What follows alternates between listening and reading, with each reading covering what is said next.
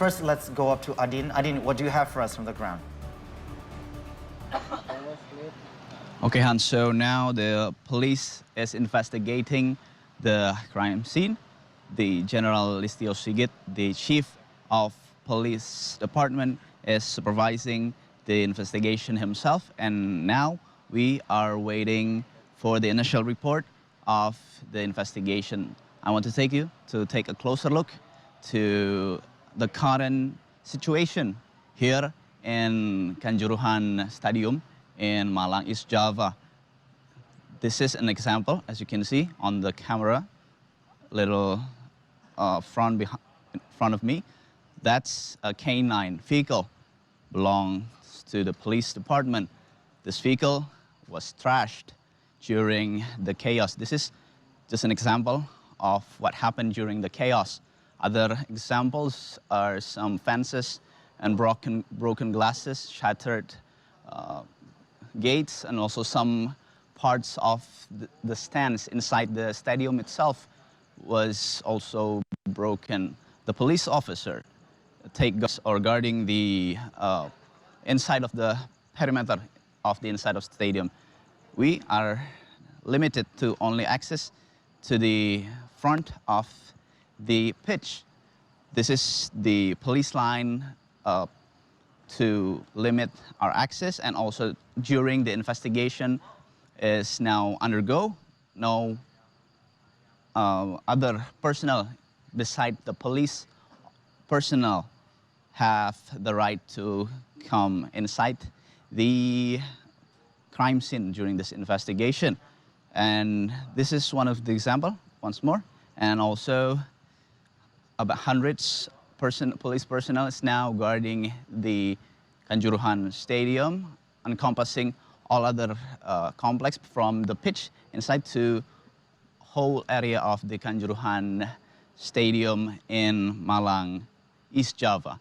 And moving on to the report about the victims. Now all the victims have all evacuated to about 8 hospitals across Malang, East Java. And some examples are Kanjuruhan Regional Hospitals, and then Wafa Husada, Teja Husada Clinic, Saiful Anwar Regional Hospitals, Gondang Legi Hospital, Wajak Husada Hospital, and Hasta Husada Hospital, and Mitra Delima Regional Hospital. For all families who want to know about their loved ones who are reported missing, is to report to some crisis centers, to two crisis center, Kanjuruhan Regional Hospital and also Malang Health Office. Relatives should bring their ID, and then the initial report being given to or published to the media is that thousands of supporters invaded the pitch after the match between Persebaya and Arema ended. Police tried to disperse the crowd based on safety protocols. Police said that the supporters got bottlenecked trying to escape the tear gas.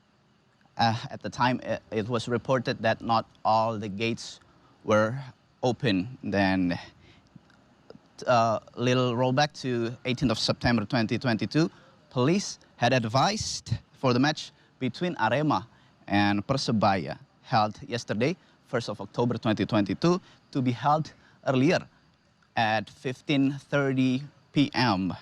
Match committee from Arema Football Club also had proposed the same thing, to hold the kick-off between Persebaya and Arema at 15:30 p.m. Back to you guys at the studio. All right, Adin Fatoni, thank you so much for your report, and we'll be back with you as this case being updated. And now, let's hear what Abraham Mudito has to say. Abim, what do you have for us from the crisis center there in Yogyakarta? Good evening, everyone. I'm at the crisis center in the Malang City Town Hall, and behind me is the volunteers from this segment, and they currently updating the data about on the victim list. Most of the victims are already identified. 34 of them coming from Malang City itself.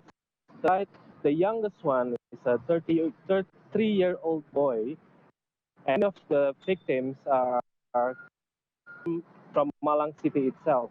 As you see behind me, the players is still updating minute by minute, waiting for the resident of Malang to report have relatives or family that has missing and has they hasn't heard from since the tragedy, and also in the hospital they also waiting a couple of them families also waiting, and some of the doctors from the disaster victim identification local Malang already helped with all the team here, and now they are counting whether the victims of the tragedy. I can see behind me some of the families victim are reporting, and they try to look if they're with their family, whether they are in the hospital or in on the data. That's what I can update from the crisis center. Right, Abraham Udito from Malang, our Yogya contributor. Thank you so much. And also Adin Fatoni and camera person Nugrahanto Margo. And as we are still waiting for the official press conference from related parties, namely probably PSSE and also from the police force. And before that, I would like once again to thank Adin Fatoni and also Abraham Udito